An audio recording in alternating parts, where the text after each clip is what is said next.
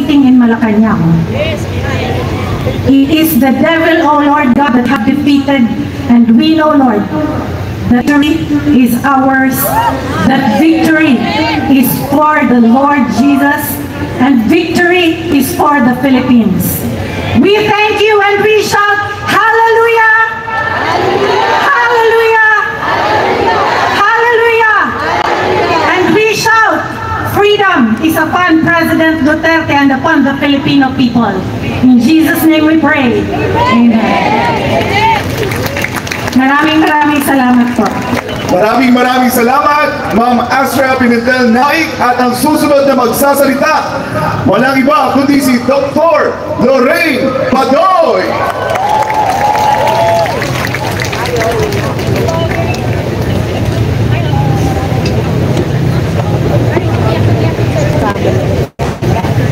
Magandang gabi mga panaki ni Digong Duterte.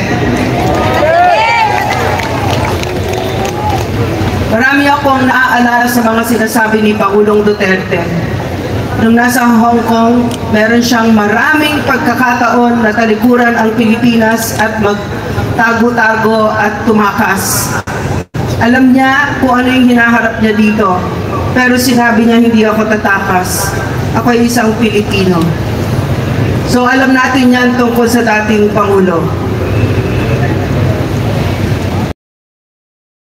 Rodrigo Roa Duterte, maraming salamat Bongbong Marcos, binigay mo sa amin ang pagkakataon na yan na makikita ng mundo na nagkaroon ng President Rodrigo Roa Duterte na kung saan bawat Pilipino sa Europa ngayon ay nandun at hindi siya iiwan. Phenomenal President, maraming salamat Bongbong Marcos. Mahina kukote mo, wala kang panalo dito, palin.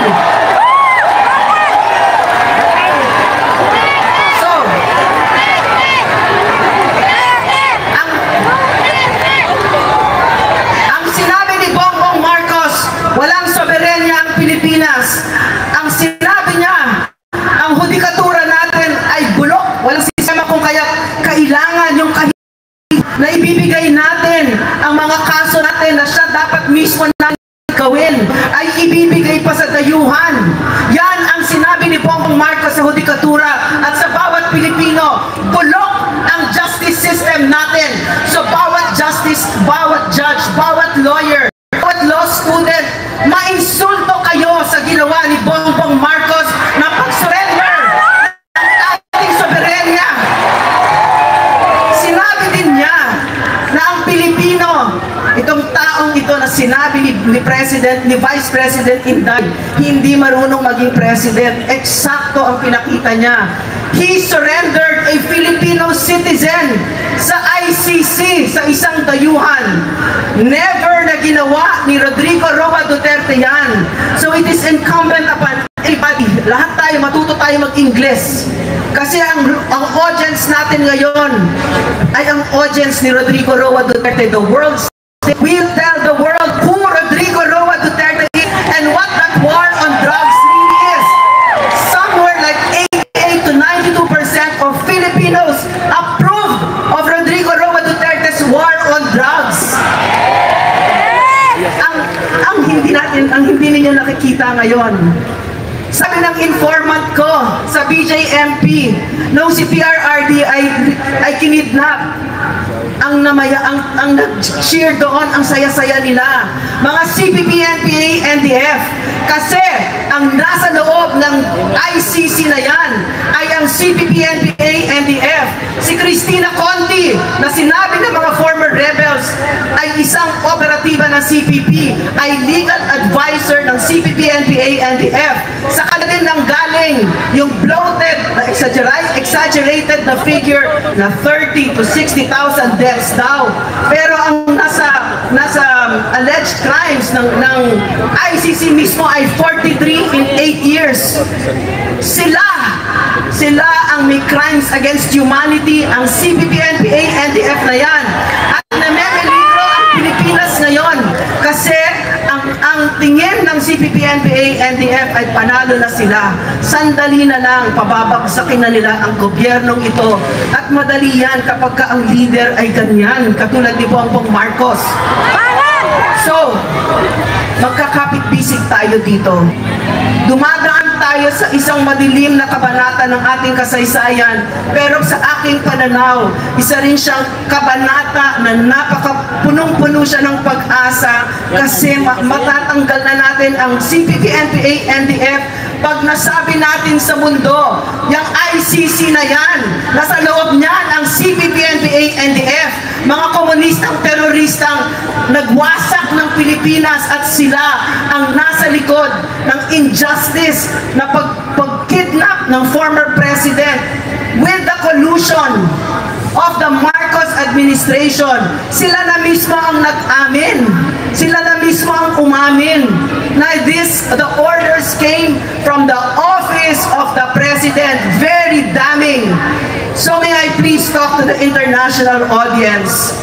Rodrigo Roa Duterte is the most beloved president of the Philippines. I had the privilege, I had the honor, I had the blessing to serve under such a president, and his trust and approval ratings from the time he sat in office till the time he stepped down until now is unprecedented in the known democratic world, and there is a reason for that. Rodrigo Roa Duterte comes but once in his lifetime, and this government of Bongbong Marcos kidnapped him. He wasn't given due process. He was taken in an airplane that the office of the president himself rented so that he could be kidnapped and brought to Hague. This Philippine president took his own citizen and surrendered him to the ICC, a kangaroo court, a court that has no respect from the international community. And I believe that none of us are separate, that we are all united. It doesn't matter if you are Filipino, or if you're from Hague, or if you're Chinese, or if you're from the United States. We are one. And this is happening all over the world. The lies that are being told by media about leaders who are real leaders are happening. The ICC is happening. The use of NGOs to steal from government is happening. We know this because we have been under the terrorism for over half a century of the CPP, NPA, and the F. Therefore, I would like to appeal to you. You are our protection. You are humanity's protection. Whatever diminishes one person diminishes the rest of humanity. There are plenty of persons that deserve to be in jail. The CPP, NPA, NDF is one of them. Fascists and plunderers, people who steal.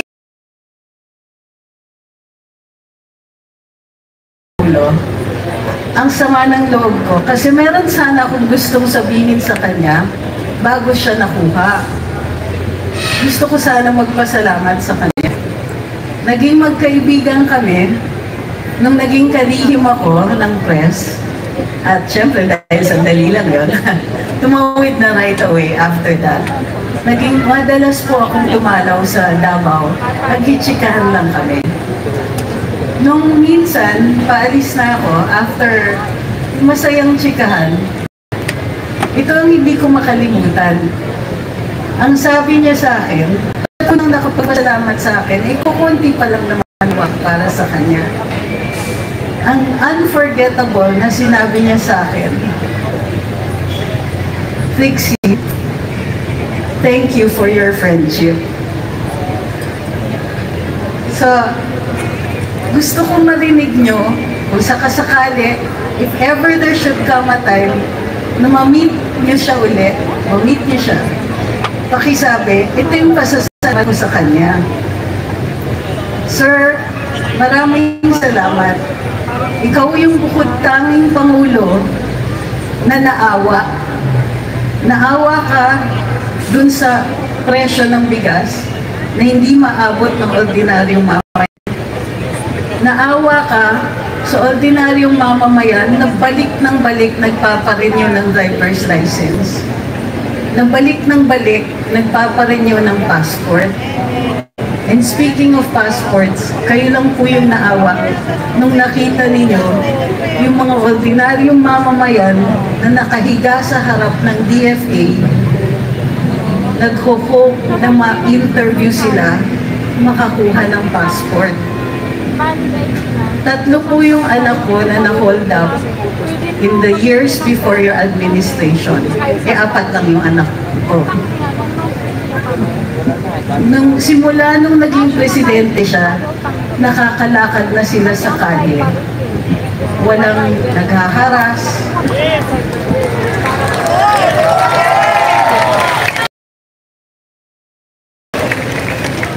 Ito din po, taus-puso.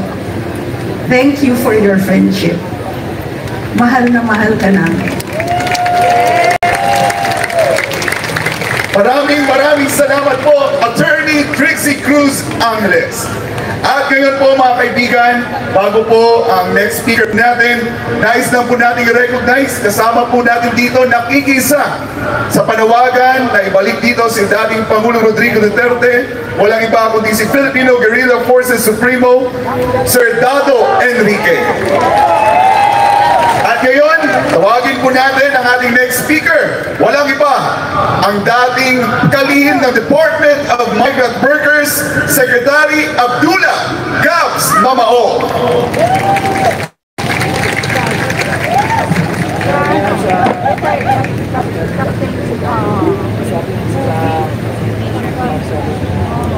Bismillahirrahmanirrahim. Assalamualaikum warahmatullahi wabarakatuh. I will be speaking not for an impact of Muslim brothers and sisters in the country. But although I don't have the permission of all the Muslims in this country, I do believe that they have the applause of all the speakers that have made their own statements in this prayer rally tonight. On my part, I will only be dealing on the legal issue that is actually involved in the problem of our former President Rodrigo Roa Duterte. It's all I can see. We can change this world forever. If you join with me, join and sing. Sing, you're my brother, you're my sister. So take me by the hand. Together we go until we go. There's no moment that can beat us. We're walking side by side. As long as there is love, we will stand. We'll come with you, be as strong. If you're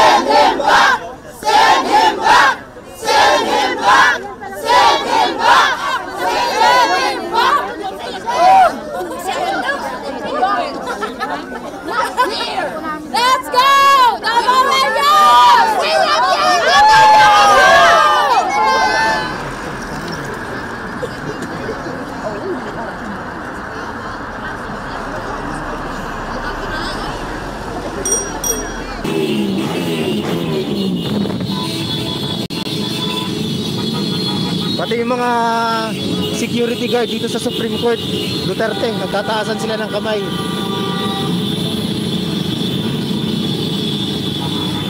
Okay na master, live ko kahit nakatayo. Oo, mas malakas yun. Duterte! Hey! Duterte! Duterte!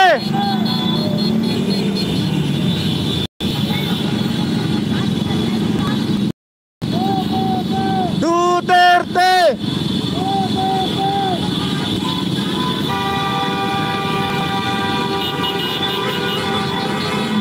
Grabe! Oh! Alampagin natin! Yo! Duterte! Duterte! Duterte!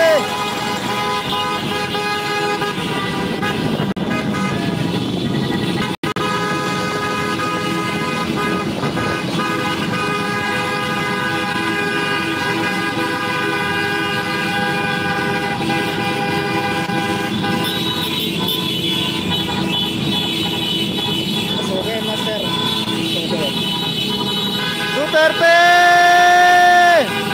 Oh! Grabe!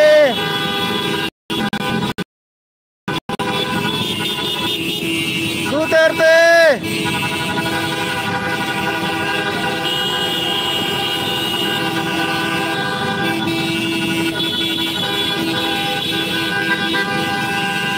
Duterte!